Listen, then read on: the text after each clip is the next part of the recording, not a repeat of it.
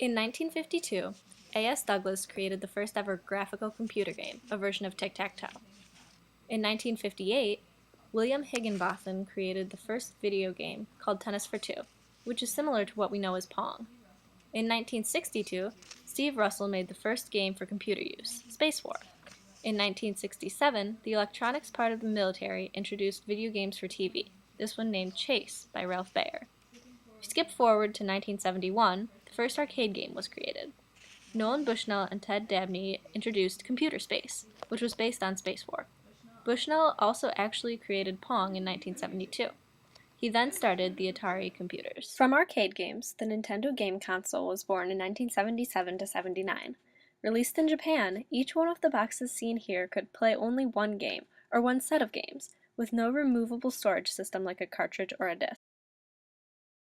The 80s held a majorly important shift for video game players, from consoles with built-in games to cartridge-based gaming systems.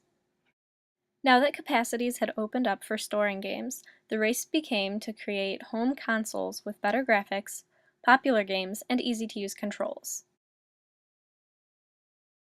Sony introduced the PlayStation in 1994, and Nintendo stuck with the cartridge system for the Nintendo 64. But then the PlayStation 2 was released, and the next year, Nintendo released their CD-based GameCube. Also in 2001, the Xbox was released by Microsoft, which featured online gaming, Xbox Live. With the earlier one-game consoles, video games were highly individual. They promoted long hours of repetitive action in front of a screen. Here is The Walking Dead, a single-player game in this example, found on YouTube. There are some later parts with walkthrough instructions.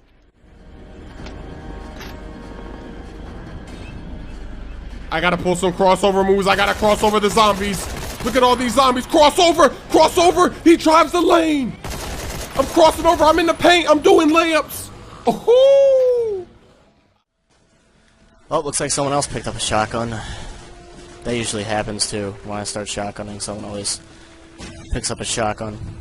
Sometimes they're better than me.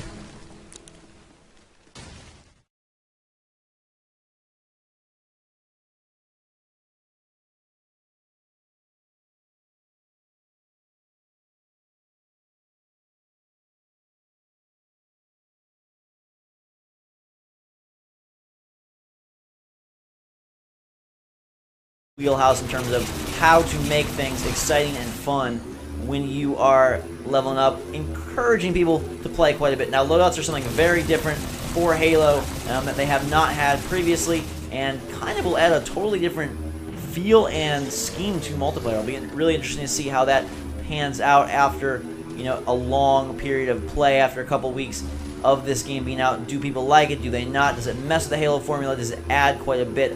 I'm not entirely sure. Like I said, we'll have to find that out as time goes on. We've got a lot of people hating on me here. Can I get this guy? Oh, yes, we can. That's a vehicle kill, and I'm going to get out of here before I die.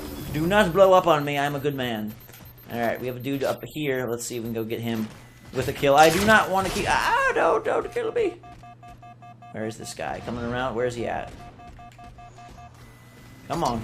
I'll have a grenade. You schmuck. I love you. Ha! Your assault rifle will be mine. Just switching up some weapons here. If you have seen my campaign walkthrough, you'll know that the game looks and feels absolutely gorgeous.